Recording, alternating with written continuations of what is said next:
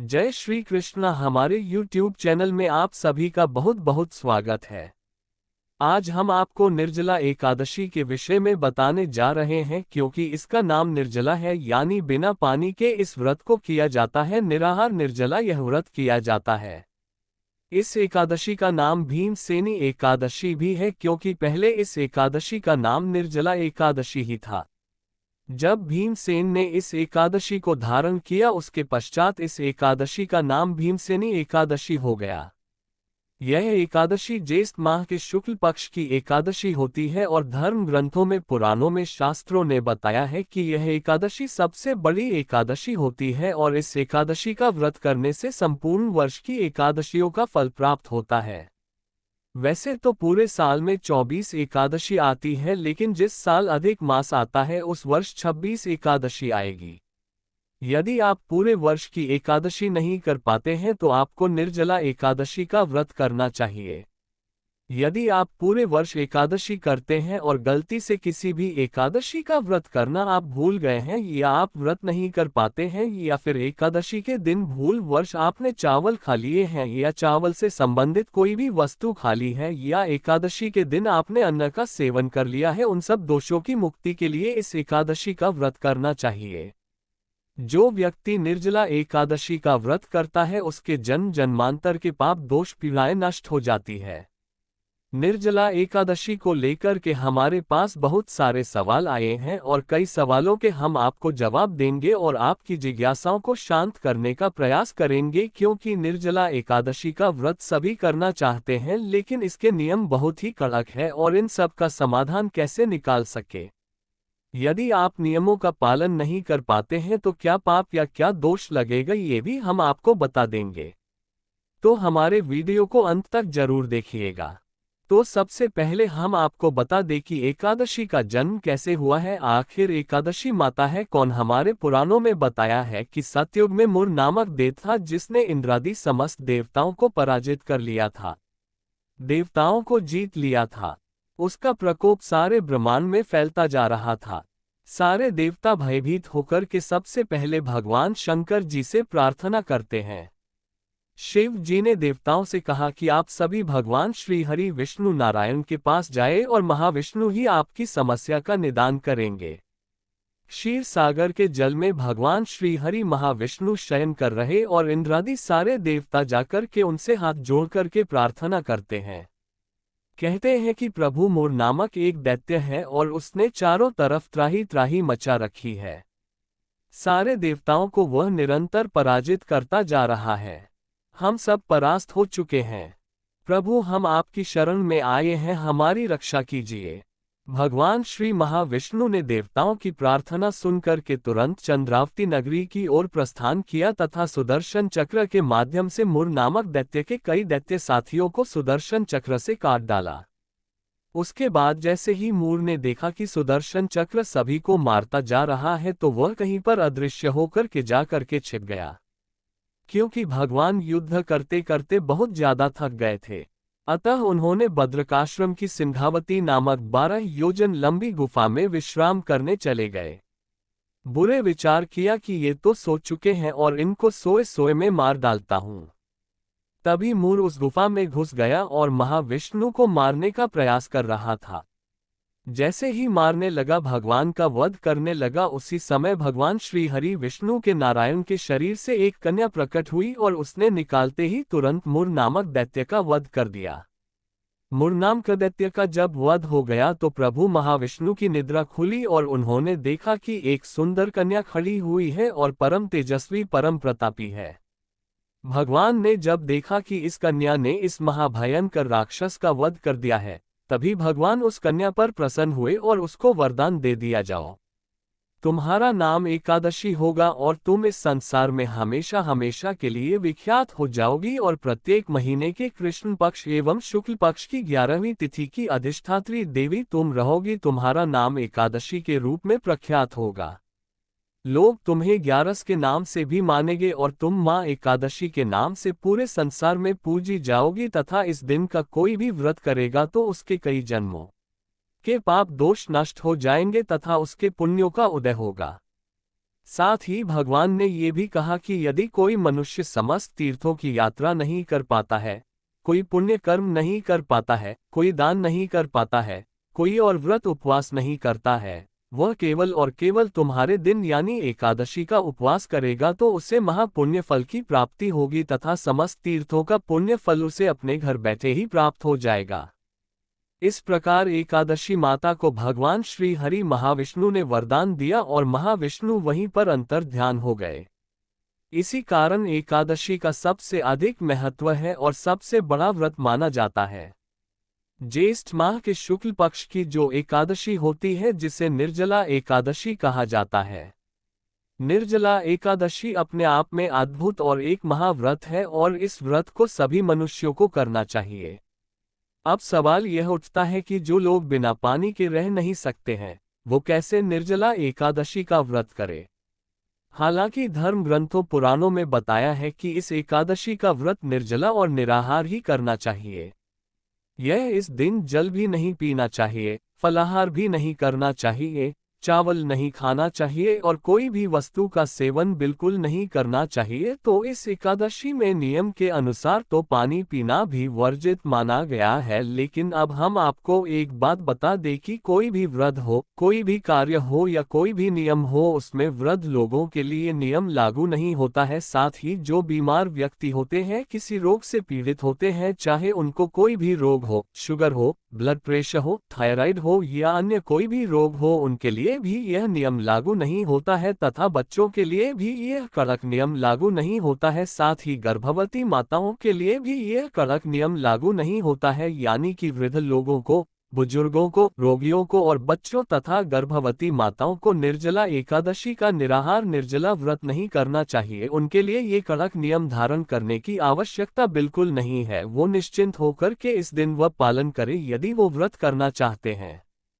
रोगी व्यक्ति चाहता है कि वो भी व्रत कर ले और गर्भवती माताएं चाहती है कि वो भी व्रत कर ले, बच्चे चाहते हैं कि वो भी व्रत कर ले और बुजुर्ग व्यक्ति चाहते हैं कि वो भी इस व्रत का पालन कर ले। लेकिन निर्जला व्रत कैसे पालन करें? निर्जला व्रत करने की उनको आवश्यकता नहीं है। उनको यदि व्रत करना है तो वो फलाहार करके इस व्रत का पालन कर सकते हैं।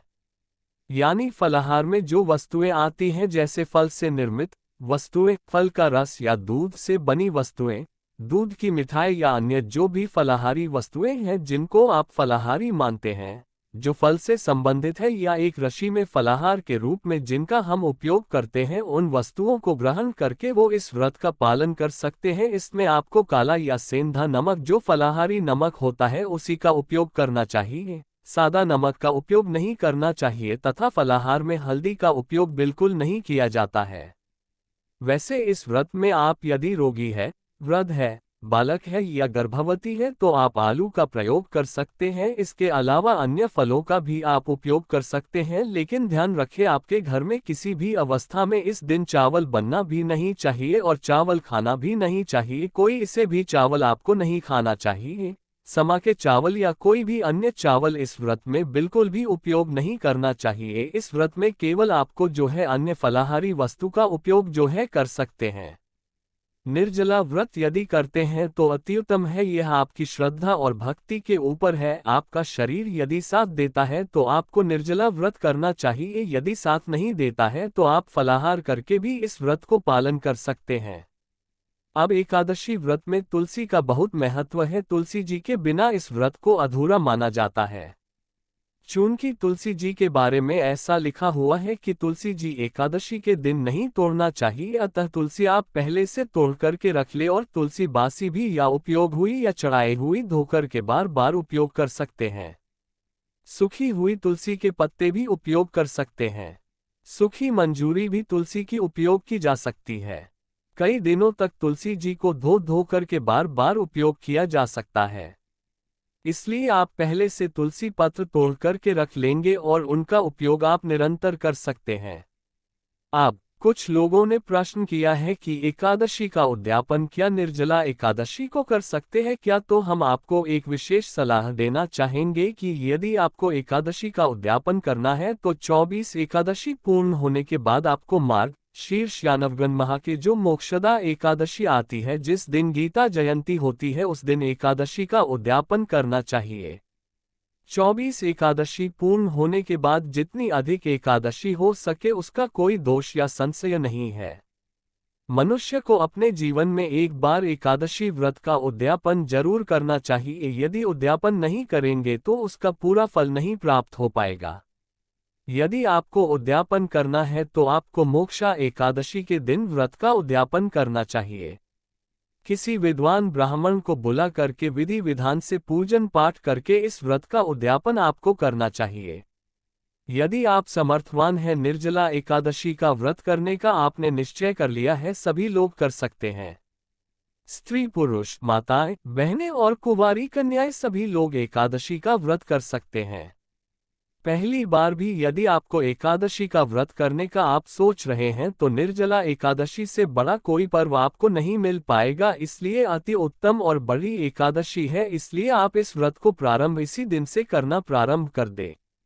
24 घंटे आपको निर्जला निराहार इस व्रत को करना चाहिए तथा आप यदि जल पीना चाहते हैं तो 5:38 से पहले पहले आप जल पी सकते हैं। कोई दोष नहीं है, कोई संशय नहीं है। या अन्य कोई भी वस्तु आप यदि ग्रहण करना चाहते हैं तो आप सुबह जल्दी उठे, स्नान करें, भगवान का पूजन करें और उसके बाद भगवान को निवेदन लगा दे और वह वस्तु सूर्योदय के पहले यदि आप ग्रहण कर लेंगे तो निश्चय ही आप एकादशी का व्रत करने में समर्थवान रहेंगे। और उसके बाद जैसे ही सूर्योदय हो 5:38 पर उस समय निर्जला निराहार व्रत आपका प्रारंभ हो जाएगा। पूरे दिन आप निर्जला व्रत रखेंगे और अगले दिन सुबह ना चाहिए पारणा करने के लिए भगवान का चरणामृत जल और तुलसी पत्र सबसे उत्तम माना गया है। उसके बाद आप सभी भोजन कर सकते हैं। द्वादशी के दिन चावल जरूर खाना चाहिए। द्वादशी के दिन चावल खाने से सभी प्रकार के सुखों की प्राप्ति होती है तथा भगवान अत्यधिक प्रसन्न होते हैं। एकादशी और दसवीं के दिन गलती से भी मनुष्य को चावल नहीं खाना चाहिए। चावल का दान आप कर सकते हैं लेकिन चावल खाना नहीं चाहिए। अब कुछ भक्त जनों ने प्रश्न किया है कि एकादशी को तुलसी में जल चढ़ाना चाहिए या नहीं चढ़ाना चाहिए। तो हम आपको बता दें कि एकादशी को तुलसी माता का पूजन करना सबसे पुण्यकारी फलदायक माना गया है। इसलिए आप तुलसी माता को जल भी चढ़ाए, वहां दीपक भी लगाए, उनका पूजन अर्चन अच्छी प्रकार से करें। और गर्भवती महिलाएं यदि बिना व्रत के पूजन पाठ करना चाहती है तो कर सकती है। गर्भवती माताएं फलाहार, फल आदि वस्तुएं लेकर के इस व्रत का पालन करें और इस दिन अन्न का सेवन न करें, चावल का सेवन न करें और भगवान की विधिवत पूजन अर्चना अवश्य करें। जिस प्रकार सभी लोग पूजन करते हैं उसी प्रकार आप व्रत कर सकते हैं और पूजन कर सकते हैं। और जो व्यक्ति एकादशी तिथि के दिन भूखे नहीं रह सकते हैं वो इस व्रत को यदि करना चाहे तो कैसे करे, इसके बारे में हम आपको बता दें कि आप फलाहार लेकर के और दूध से बनी मिठाई लेकर के या अन्य फलाहारी वस्तु लेकर के इस व्रत का पालन कर सकते हैं। भगवान तो भाव के भूखे हैं, श्रद्धा के भूखे हैं। इसलिए आप श्रद्धा से यदि उनके निमित्त व्रत करेंगे तो वो उसको स्वीकार कर लेंगे, क्योंकि निर्जला निराहार व्रत सभी के लिए संभव नहीं हो पाता है। इसलिए आप फलाहार लेकर भी इस दिन व्रत कर सकते हैं। इसमें कोई दोष नहीं, कोई संशय नहीं है, बिल्कुल डरने की घबराने की आवश्यकता नहीं है। आपको भी वही पुण्य फल प्राप्त हो पाएगा। निर्जला एकादशी व्रत का प्रारंभ सूर्योदय से होता है, जो कि सूर्योदय अगले दिन जला एकादशी के दिन भगवान का नाम स्मरण करना चाहिए। गीता जी का पाठ कर सकते हैं, गोपाल शस्त्र राम का पाठ कर सकते हैं, या फिर सबसे बड़ा जो महामंत्र है जिसे द्वादशाक्षर महामंत्र कहते हैं, ओम नमो भगवते वासुदेव, इस महामंत्र का जाप करना आपके लिए अति उत्तम रहेगा। या आप श्री कृष्ण शरणम मम या ओम विष्णुवे नमः या ओम नमो नारायणः, इस महामंत्र के जाप से जो है एकादशी का व्रत और भी अधिक पुण्य फलदायक आपके लिए सिद्ध होगा। गरुड़ पुराण और अन्य पुराणों में एकादशी व्रत के बारे में बहुत कुछ लिखा हुआ है।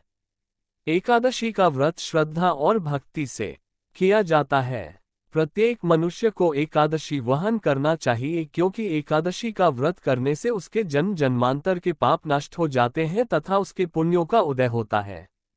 जब उसके पुण्यों का उदय होता है तब वह जीवन में सुख, शांति, समृद्धि को पाता है और धर्म, अर्थ, काम, मोक्ष को प्राप्त करते हुए अंत समय में वैकुंठ लोक को प्राप्त कर लेता है। तो भक्तजनों, हमने जो ज्ञानवर्धक जानकारी आपको दी है उसको आप अधिक से अधिक लोगों को शेयर करिएगा, लाइक करिएगा, और कमेंट बॉक्स में आपका कोई और भी प्रश्न हो तो आप जरूर लिख दीजिएगा। जैसे हम उस विषय पर आपके लिए वीडियो प्रस्तुत करेंगे, आपको जवाब देंगे। और हमारे इस वीडियो को आप अधिक से अधिक लाइक करिएगा और अधिक से अधिक लोगों तक पहुंचा दीजिएगा, ताकि उन सभी की जिज्ञासाओं को शांति प्राप्त हो सके और वो पूरी विधि विधान से निर्जला एकादशी का व्रत बिना किसी भ्रम के, बिना किसी भय के, बिना किसी संशय के कर सके। तो आपको और आपके पूरे परिवार को सादर जय कृष्ण, सादर धन्यवाद।